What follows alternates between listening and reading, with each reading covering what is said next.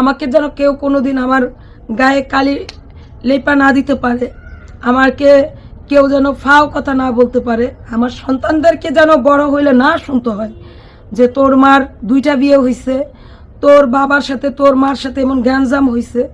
এটা যেন আমার আমার স্বামীর সাথে আমার বিয়ে হয়েছে, আমার অন্তত 6 মাস দরকার ছিল, 6 মাস দরকার ছিল একের সাথে থাকার, স্বামীর মা বাবাকে নিয়ে থাকার। সেখানে আমি বহুত দিন থেকে ফেলছি। তো আমি হয়তো বা মানে অনেক জিনিস না সংযত করে চলি, অনেক জিনিস চাই যে আমি বলবো না বা বলতে চাইও না। হ্যাঁ, অনেক সময় এই পর্যন্ত আসে, আবার নিচে নামাই দিই। তো কিছু কিছু কথা আছে যেটা আমিও হয়তো বা কন্ট্রোল করতে পারি না। তখন বলে, মানুষ আছে না উত্তেজনার বশত অনেক কিছুই বলে। তো উত্তেজনার বশত আমি কখনো ভুল কিছু বলি না, যে উত্তেজনার বশতে ভুল কিছু বলে ফেললাম, মিথ্যা বললাম, সেটা আমি কখনো বলি না। হয়তো বা আপনাদের মনে হইতে পারে যে আমি এটা ভুল বলছি, মিথ্যা বলছি, এটা মনে হইতে পারে। হ্যাঁ, মনে হইতে পারে। আমি সবসময় চাইছি যে সবাইকে নিয়ে ভালোভাবে থাকার জন্য। আমি যেহেতু ভালো থাকতে পারি নাই, আমার তো আর কাউকে আমার দরকার নেই। আমার জীবনে আর কাউকে আমার দরকার নেই। আমার ভালো থাকতে হইব, আমার জায়গা আমার ক্লিয়ার রাখতে হইব, এটাই হইল কথা। আমি যা কিছু করছি আমার লাইফে, আমি যা কিছু করছি সব মানে কি বলবো, আমার নিজের অর্থ, নিজের শরীরের ঘাম, নিজের শ্রম, নিজের স্বামীকে খেয়াল করি নাই, নিজের সন্তানদেরকে খেয়াল করি নাই। হ্যাঁ, নিজের জিনিসগুলো নিজের গুছাই রাখতে হবে, ওইটা গুছাই নাই। আমি ভাবছি যে বয়স আর এতটুক বয়সেই যেহেতু টাকা কামাইতেছি, হ্যাঁ টাকা কামাইতেছি, আমি কামাইতে পারি, আমার স্বামী কামাইতে পারে, তো একটা সময় হয়ে যাবে, ছেলে মেয়ে বড় হবে, আস্তে আস্তে অনেক কিছু হয়ে যাবে। না, এটা হইলে আমার ভুল। আমি কিছু মানুষদের দেখি, কিছু বাড়ির বউদের দেখি, আসার পরই সংসার গুছাই নেয়, আসার পরই স্বামীর সংসার হয় শুধু। তারা রাইট, তাদেরকে আমি রাইট দেবো, তাদেরকে আমি কখনো সাপোর্ট করতাম না। এখন আমার মনে হয় যে ওরাই রাইট, আমি বলত। আমার মতন মানে বোকামি কেউ করে না। আমার স্বামীর সাথে আমার বিয়ে হয়েছে, আমার অন্তত 6 মাস দরকার ছিল, 6 মাস দরকার ছিল একের সাথে থাকার, স্বামীর মা বাবাকে নিয়ে থাকার। সেখানে আমি বহুত দিন থেকে ফেলছি, বহুত দিন থাকছি। এরকম কেউ থাকে না, কোনো মানুষই থাকে না।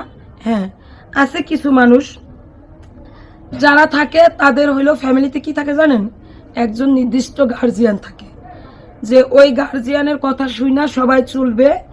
ওই গার্জিয়ান যদি ভুল ত্রুটি হয় সবাইকে সমাধান করবে। মা বাবা বা ফ্যামিলির অন্য কেউ মানে গার্জিয়ান থাকে। যে জায়গায় আমার মানে স্বামীর কোনো গার্জিয়ান নাই, সেই জায়গায় আমার ভুল হয়েছে না।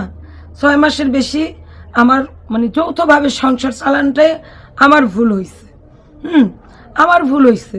আমার যদি ওই ভুলটা যদি আমি না করতাম, আজকে আমার সোশ্যাল মিডিয়াতে আমাকে নিয়ে এত বাজে বাজে কথাও কেউ বলতে পারতো না, এত কথাও আসতো না।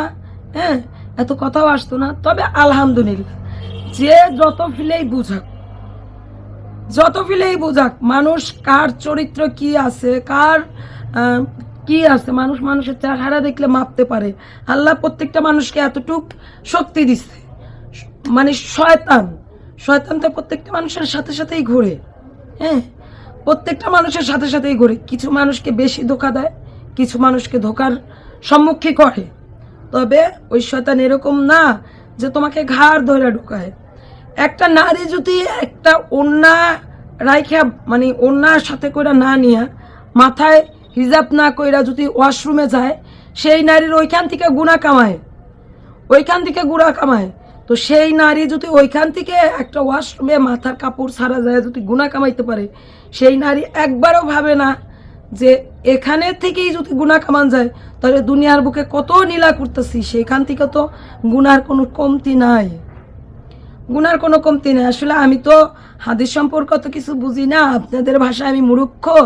তো এজন্য আপনারা যদি কারো যদি মানে কলিজায় লাইগা থাকে, কারো যদি মনে হয় যে আমি ভুয়া কিছু বলছি, আপনারা হাদিস মোতাবেক যেই কথা আছে যে একটা নারী যদি হিজাব সহকারে যদি মাথায় কাপড় না নিয়ে যদি যায় ওয়াশরুমে, তো সেই নারীর এটার প্রতিক্রিয়া কি হয়, তো এটা চিন্তা করে আপনারা একটু সার্চ দিয়ে দেখবেন, যেহেতু ইউটিউব গুগল সব আমাদের বইলা দেয়, সার্চ দিয়ে দেখবেন। তো এমন নারীদের মানে বাইরে খোলামেলা ভাবে চললে সমস্যা নেই, তো সমস্যা আছে বলেন? একটা ওয়াশরুমে যদি মেনটেন করে না ঢুকতে পারে সেই নারীরা বাইরে করলেও কোনো সমস্যা নেই। তো আমি সব সময় চিন্তা করি, আমি আপনাদের আগেও বলছি পরেও বলছি, আমি যেন আমার সততা, আমার সংগ্রাম, আমার শক্তি নিয়ে আমি থাকতে পারি। আমাকে যেন কেউ কোনো দিন আমার গায়ে কালি লেপা না দিতে পারে, আমাকে কেউ যেন ফাও কথা না বলতে পারে, আমার সন্তানদেরকে যেন বড় হইলে না শুনতে হয় যে তোর মার 2টা বিয়ে হয়েছে, তোর বাবার সাথে তোর মার সাথে এমন গ্যাঞ্জাম হয়েছে, এটা যেন না হয়। হ্যাঁ, এটা যেন কখনো না হয়।